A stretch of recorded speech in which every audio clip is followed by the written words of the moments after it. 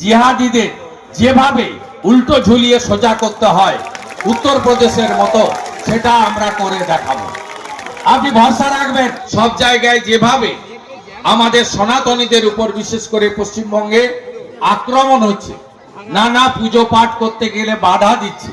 2021 সালে ফেব্রুয়ারি মাসে যখন বজরংবলীর পুজো হয় নন্দীগ্রামে, এই সোনাচূড়া থেকে 4টি বাসে করে মায়েরা, দিদিরা এবং প্রবীণ লোকেরা তারা ধর্ম পালনের জন্য নন্দীগ্রাম যাচ্ছিল। তাদের উপরে গড়চক্রবেড়িয়া এবং ভূতার মোড়ে যে ধরনের জিহাদি হামলা হয়েছিল, 45 জন আহত হয়েছিল। আপনারা দয়া করে এগুলো ভুলে যাবেন না।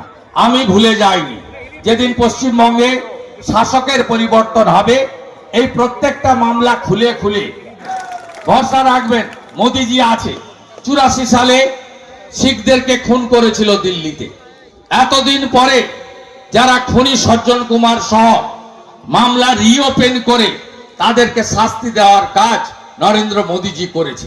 তাই নন্দীগ্রামে জিহাদিদের যেভাবে আক্রমণ বারে বারে হয়েছে, যেভাবে রথিবালা আড়ি, দেবব্রত মাইতি শহীদ হয়েছে, তার সুন্দর আইনি পথে সুমধুর বদলা আমরা নেব, এই প্রার্থনা আমরা করতে চাই। এখানে এখানে এখানে 4 বিঘা জমির উপরে, এই খণ্ড জমির উপরে আমরা ঠিক অযোধ্যার ফৈজাবাদের আদলে, রাম মন্দিরের আদলে নির্মাণ কার্য শুরু করব। ইতিমধ্যে প্ল্যান, সাইট প্ল্যান, প্রয়োজনীয় সমস্ত ননস্টপ কাজ হবে, আপনারা চোখের সামনে দেখতে পাবেন। ইতিমধ্যে জায়গা ফিলিং করার কাজ শুরু হয়েছে, ননস্টপ কাজ হবে এবং দ্রুততার সঙ্গে হবে এবং কোনো সরকারি অর্থে হবে না।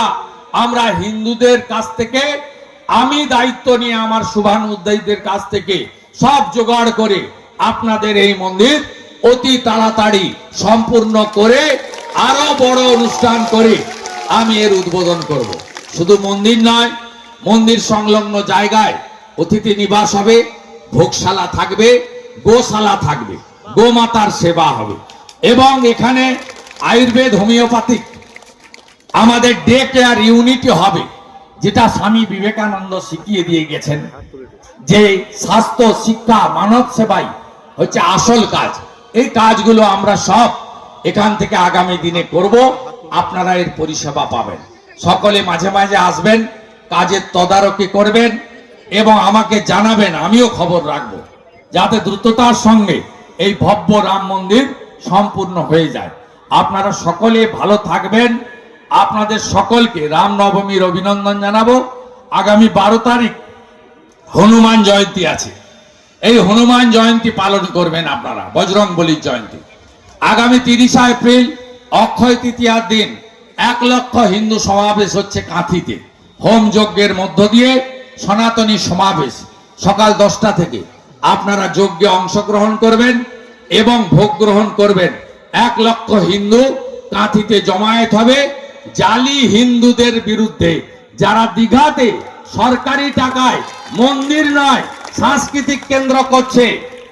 আমি তো চ্যালেঞ্জ দিয়ে বলি, পুরীর আদলে মন্দির করছেন, বলছেন পুরীর মন্দিরের গেটে লেখা আছে হিন্দু ব্যতীত কারোর প্রবেশাধিকার নেই। পারবেন তো? এ রাজ্যের মুখ্যমন্ত্রী লিখতে পারবেন?